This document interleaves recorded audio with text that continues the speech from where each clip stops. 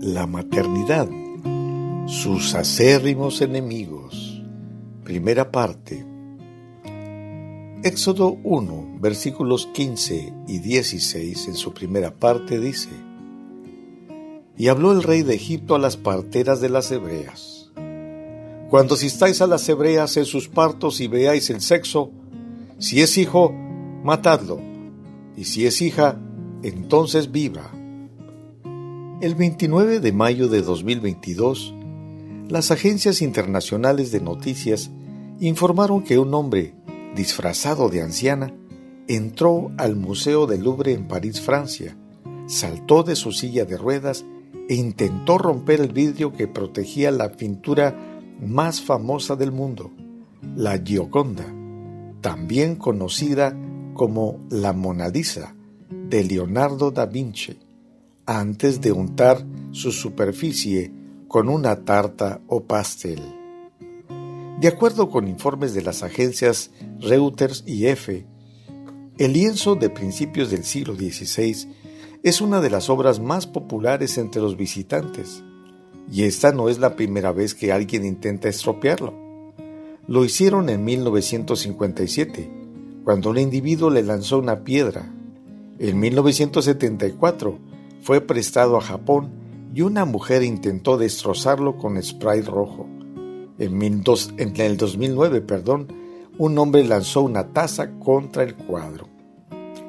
Esta noticia es una perfecta ilustración que nos es útil para hablar de que otra gran obra, la maternidad, esta sí, una magnífica y maravillosa obra maestra, diseñada, creada y ejecutada por Dios, ha sufrido innumerables atentados a lo largo de la historia por medio de personajes diabólicos que han intentado destruirla. En Éxodo capítulo 1, la Biblia nos relata descarnadamente uno de esos atentados. Después del fallecimiento del patriarca José, quien protegió, sostuvo y ayudó a la multiplicación y bienestar de los israelitas en la tierra de Gosén, en Egipto, subió al trono un faraón que abruptamente puso fin a todos los beneficios de los hebreos.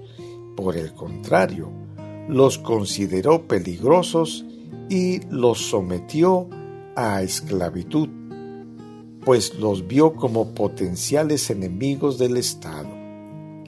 El texto dice: Por lo tanto, los egipcios esclavizaron a los israelitas y les pusieron capataces despiadados a fin de subyugarlos por medio de trabajos forzados. Los obligaron a construir las ciudades de Pitón y Ramsés como centros de almacenamiento para el rey. Éxodo 1:11. El comentario bíblico Mundo Hispano dice que, por ejemplo, la edificación de la gran pirámide de Giza ocupó el trabajo forzado de 100,000 esclavos por un período de 20 años. Considerando que debían construir las ciudades de Pitón y Ramsés, imaginemos la cantidad de israelitas sometidos a esclavitud. Y por un período de 400 años.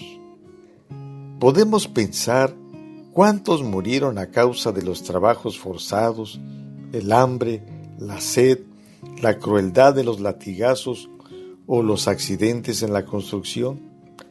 Debieron ser millares.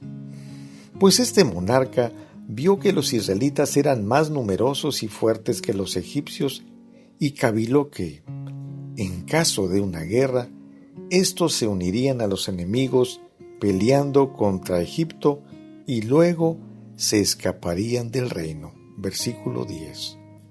Por tanto, decretó medidas para interrumpir su crecimiento, ordenando a las parteras que atendían a las hebreas que, cuando naciera un bebé hebreo, si confirmaban que era varón, lo mataran, y si era mujer, le preservaran la vida. El varón era un potencial guerrero. En cambio, la mujer sería excelente y sumisa mano de obra. No obstante, las parteras tuvieron temor de Dios y no obedecieron la orden de Faraón y argumentaron que las hebreas eran más robustas que las egipcias, de tal manera que daban a luz antes de que ellas llegaran. El texto dice que Dios hizo bien a las parteras y el pueblo se multiplicó y fortaleció en gran manera. Enloquecido y desesperado, al ver que no podía exterminar a los bebés por medio de las parteras, recurrió al pueblo para deshacerse de ellos y les ordenó: «Echad al río a todo hijo que nazca, y a toda hija preservad la vida». Éxodo 1:22. Así, los niños morirían ahogados o comidos por cocodrilos. Dicen los eruditos que había dos razones para ello. Como el Nilo era sagrado para los egipcios, los niños representaban la ofrenda a los dioses de la fertilidad. Con ello, se buscaba que la tierra fuera más fértil y productiva. Y la otra razón era para deshacerse de la potencial amenaza militar que representaban los hebreos. Un argumento religioso para justificar el infanticidio con la excusa de la, entre comillas, seguridad nacional. No es errado pensar que los egipcios, que consideraban a Faraón como Dios, al obedecerlo, estaban cumpliendo la voluntad de su Dios. Aunque la Biblia no nos dice cuántos niños murieron, pero podemos pensar que aquello fue una masacre infantil de vastas proporciones. ¿Qué hay en la cabeza de este faraón? Arrogancia, soberbia, prepotencia, crueldad, impiedad. A un mortal que se creyó y ostentó a sí mismo Dios y que se atrevió a oponerse al único y verdadero Dios, al Creador y Dador de la vida. Podemos decir que fue, como muchos lo han sido incluso en tiempos recientes, un instrumento en las manos del diablo para exterminar al pueblo elegido por el Señor. Pero, ¿acaso Dios cerró los ojos ante tal realidad? Definitivamente que no, pues el texto bíblico señala: sin embargo, cuanto más los oprimían, más los israelitas se multiplicaban y se esparcían, y tanto más se alarmaban los egipcios. Algunos estudiosos incluso señalan que, al decretar tales mandatos, el mismo faraón estaba arrojando sentencia de maldición sobre sí mismo y sobre su pueblo. Pues llegado su tiempo, la última plaga que quebrantó la soberbia del monarca fue la de la muerte de todos los primogénitos egipcios, desde el de la esclava hasta el del mismo faraón, demostrándole que sólo el Señor es Dios sobre todos los dioses. Para terminar de humillarlo, Dios se enalteció al destruir los carros y los ejércitos de Faraón cuando perseguían a los israelitas en el Mar Rojo. Las lecciones saltan a la vista. Un individuo en el poder, ensoberbecido por su orgullo y arrogancia, que se cree semidios, puede causar mucho daño al pueblo de Dios, decretando medidas en contra de la maternidad y leyes de exterminio en abierta oposición a los mandatos de Dios. Incluso, con tal de conseguir sus siniestros planes, echando mano de argumentos religiosos o ideológicos, es capaz de anular la mente de su pueblo y persuadirlos a perseguir y destruir a los elegidos del Señor.